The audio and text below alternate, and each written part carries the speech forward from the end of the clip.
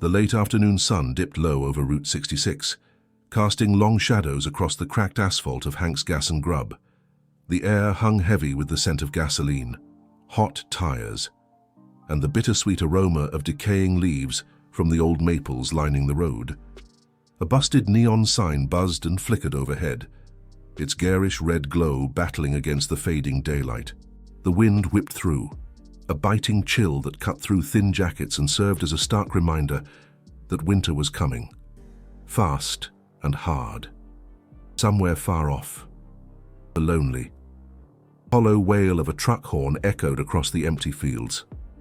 Hank's Gas and Grub stood like a forgotten sentinel on the edge of nowhere, the kind of place where desperate souls stopped, and the lucky ones blew right on through. Sarah Miller stood at pump 3, her fingers trembling as she watched the numbers slowly climb on the ancient display. 32 years old, with tired eyes that had witnessed too many late shifts and far too little sleep. Her mousy brown hair was pulled back in a messy ponytail, and her diner uniform still reeked of coffee and grease from the double shift she'd just finished pulling. She had exactly $23 in her purse, $20 for gas to get her home, and $3 for bread and milk, the staples her 2 kids were waiting for.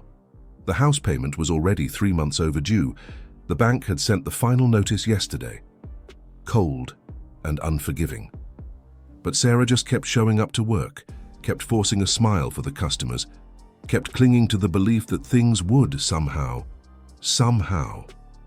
turn around, because that was all she had left. Hope.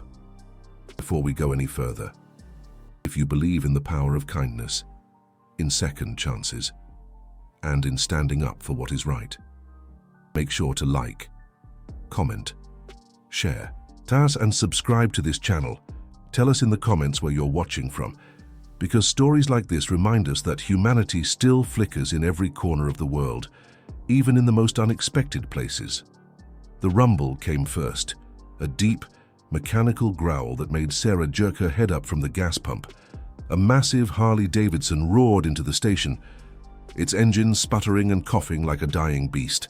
The rider was a mountain of a man, his arms a canvas of tattoos that vanished beneath a worn leather vest. The red and white Hell's Angels patch on his back seemed to glow in the fading light. He sported a thick grey beard, knuckles scarred and calloused, and the kind of face that made decent folks cross to the other side of the street. But as he dismounted the bike and started patting his pockets, Sarah saw something else: frustration, embarrassment. He patted every pocket twice, then 3 times.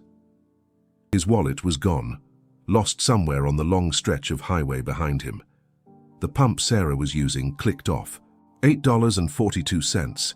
She still clutched the $20 bill in her hand. She could just walk away. No one would blame her. A Hell's Angel. People like her were supposed to be afraid of people like him. But Sarah thought of her father, who always said that a person in need is just a person, nothing more, nothing less. She walked over to him, her heart pounding in her chest. She spoke softly, telling him she noticed he might be in a bind. She said she didn't have much, but she had $20, and it should get him where he needed to go. The biker stared at her, like she had spoken in some alien tongue. He searched her face for the trick, the scam, the catch. He found none. Just a tired woman offering her last $20 to a stranger who looked like nothing but trouble.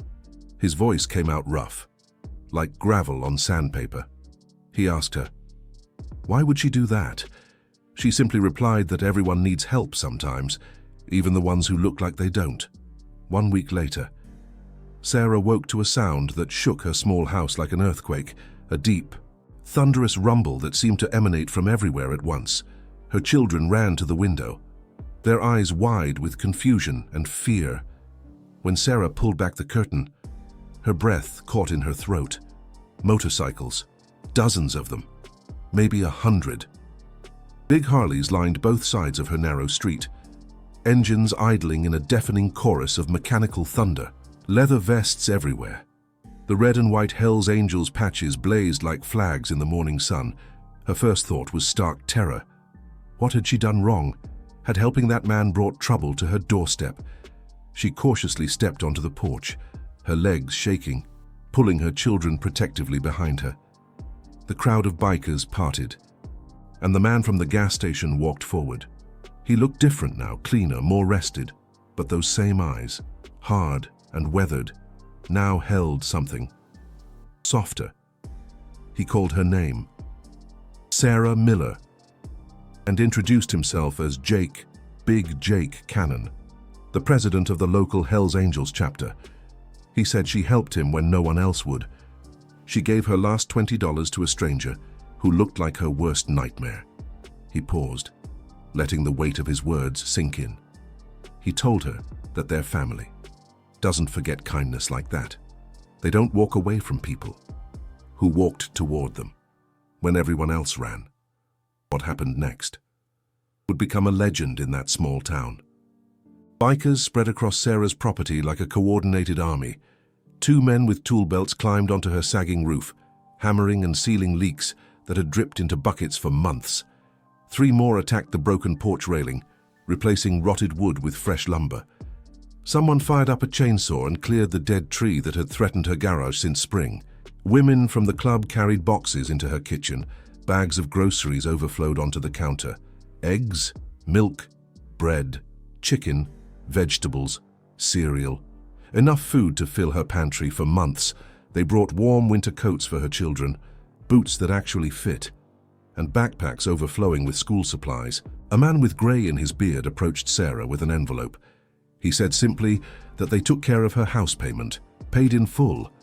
The house is hers, free and clear. Sarah's hands shook as she took the envelope. Tears streamed down her face before she could stop them. She whispered that she couldn't accept this. She only gave him $20. She could never repay them for this. Jake stepped forward, his voice low but firm. He rumbled that she already paid them. She paid them with something money could never buy. She saw a man, not a monster. She helped when helping could have cost her everything. That $20 was worth more than she would ever know. He placed a heavy hand on her shoulder. He told her that from this day forward, she is family. Their door is always open. If anyone ever gives her trouble, she knows who to call. The bikers worked until sunset, transforming Sarah's neglected house into a home that looked better than the day she moved in. They painted the faded siding, fixed the broken windows, and even planted flowers in the front yard. As the last motorcycle rumbled away into the twilight, Sarah stood on her new porch with her children, watching the taillights disappear down the road. Her daughter tugged at her sleeve and asked why they did all this. Sarah wiped her eyes and smiled. She told her daughter it was because she gave someone her last $20, and sometimes that is all it takes to change everything. So let us ask you something. What would you have done at Hank's Gas and Grub? Would you have walked away, or would you have reached out to help? If this story touched your heart, please like this video, share it with someone who needs to hear it, and subscribe to this channel for more stories that prove kindness never dies.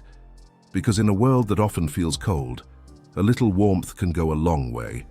And before we end, we have one special request for you. Comment below with the words, "Kindness comes back." Bound to show that you stand with Sarah Miller and everyone who chooses to help those in need. Because the truth is simple. You never know who you are helping. You never know what seeds you are planting. But one thing is certain. The kindness you give today always finds its way back to you, often when you need it most. It's like throwing a pebble into a pond. The ripples spread further than you can ever imagine. So don't underestimate the power of a single act of kindness. It could change someone's life, and yours, forever.